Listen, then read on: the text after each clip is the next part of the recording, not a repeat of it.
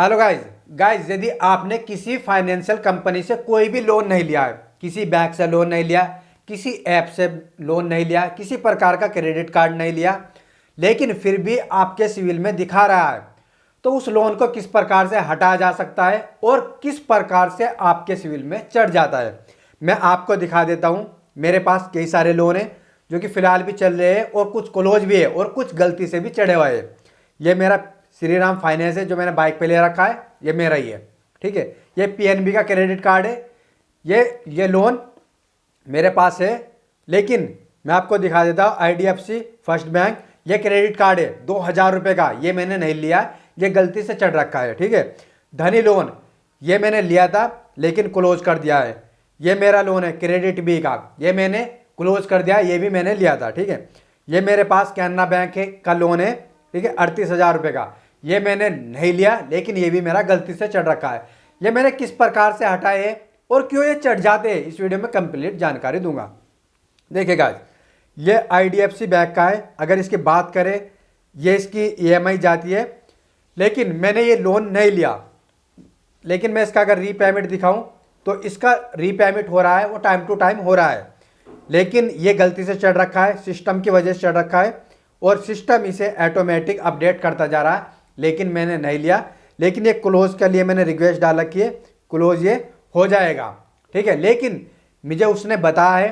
मैंने इससे बात करी है कि आपने अप्लाई करा था,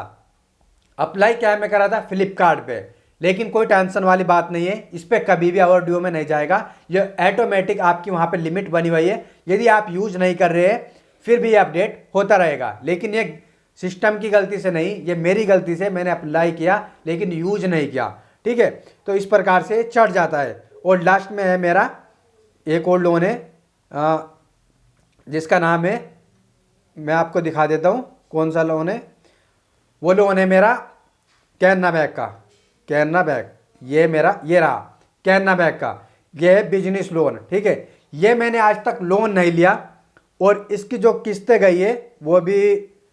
किस्तें भी नहीं दिखा रहा, लेकिन ये लोन अगर मैं चेक करता हूं तो इस लोन की कुल 3 महीने में क्लोजिंग हो गई थी, ऑटोमेटिक क्लोजिंग हो गई थी, ठीक है। इसमें मैंने कोई लोन रीपेमेंट नहीं किया, कोई एक्टिविटी नहीं करी, कुछ नहीं डाला, लेकिन इसकी मेरी अकाउंट क्लोजिंग 3 महीने में हो गई थी। लेकिन मेरे पास कोई फ़ोन नहीं हुआ आया, किसी प्रकार की कोई प्रॉब्लम नहीं आई। लेकिन ये 3 प्रकार से चढ़ते हैं, एक तो आप अप्लाई कर देते हैं, उसका यूज नहीं करते हैं, वो लोन आपके अकाउंट में आ जाता है, या कोई क्रेडिट कार्ड है वो आपके अकाउंट में आ जाता है, दिखाता है, ठीक है। तो पहला नंबर पे ये है। दूसरे नंबर पे सिस्टम की गलती की वजह से चढ़ जाता है, सिस्टम एरर मार देता है, कुछ गड़बड़ हो जाती है। तीसरे नंबर पे कि आपके साथ हो सकता है कोई डॉक्यूमेंट पे फ्रॉड हो चुका है, आपका नंबर यूज करा, ओटीपी लिया, कोई क्रेडिट कार्ड निकाल लिया, किसी प्रकार का पर्सनल लोन निकाल लिया, किसी प्रकार का बिजनेस लोन निकाल लिया, वो आपके डॉक्यूमेंट पे निकाल लिया, आपसे ओटीपी ले लिया, या आपके दोस्त, आपके फ्रेंड, आपके रिश्तेदार या आपके जानने वाले ने निकाल लिया। सबसे पहले तो केवल आपको यही पता लगाना है कि आपके साथ हुआ क्या है, क्या आपके साथ फ्रॉड हुआ है, क्या गलती से चढ़ा है, क्या फिर आपका जो लोन है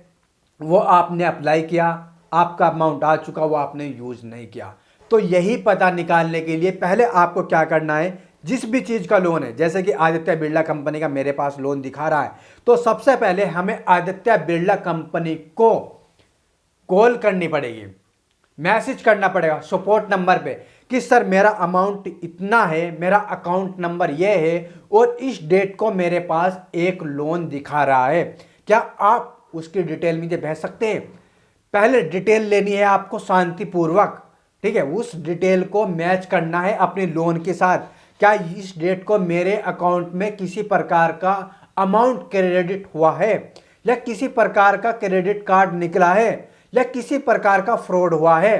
तो इस प्रकार से अपनी डिटेल चेक करनी है। यदि आपका कोई क्रेडिट कार्ड निकला है, आप यूज नहीं कर रहे हैं, आपके साथ कोई स्कैमर है वो यूज कर रहा है, फ्रॉड करने वाला है वो यूज कर रहा है, तो उस क्रेडिट कार्ड को आपको आराम से बंद कराना है, ठीक है। अपनी डिटेल शेयर करनी है कि क्यों मेरे साथ ऐसा फ्रॉड हुआ है। यदि सिस्टम की गलती की वजह से हुआ है, किसी भी प्रकार का कोई क्रेडिट कार्ड नहीं निकला हुआ है, किसी प्रकार का कोई स्कैम नहीं हुआ है, किसी प्रकार से आपने वो अप्लाई भी नहीं किया है, केवल सिस्टम की एरर की वजह से हुआ है, तो आपको एक एप्लीकेशन निकली है बिल्कुल निवेदन पूर्वक, और लिखनी किसे, उस फाइनेंसर को, और अपना फाइनेंसर को भी लिखनी है,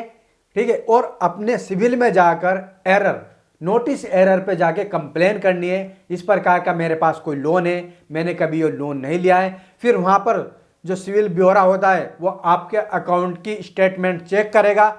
किस डेट को आपको ये लोन प्रोवाइड कराया गया था, क्या उस डेट को क्या आपके अकाउंट में कोई अमाउंट डाली गई है। यदि आपके अकाउंट में कोई भी अमाउंट नहीं डाली गई तो फिर यह आपका अकाउंट क्लोज कर दिया जाएगा बिना किसी भी प्रॉब्लम के। लेकिन यदि अप्लाई हुआ है, आपने यूज नहीं किया है, तो आप नोटिस एरर में जाकर ऑटोमेटिक खुद भी क्लोज कर सकते हैं। यदि कोई स्कैमर है, किसी ने आपके साथ स्कैम किया है, फ्रॉड किया है, आपके डॉक्यूमेंट पर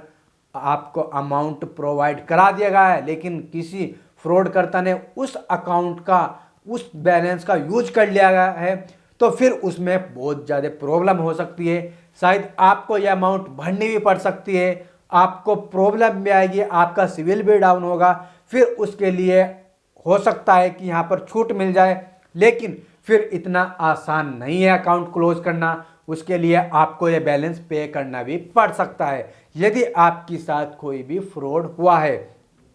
तो गाइज, यदि फिर भी आपको कोई प्रॉब्लम है, किसी प्रकार की प्रॉब्लम है, तो आप यहाँ पर कमेंट बॉक्स में छोड़ सकते हैं। और यदि आपको ये वीडियो अच्छी लगी तो वीडियो को लाइक शेयर सब्सक्राइब जरूर कर देना।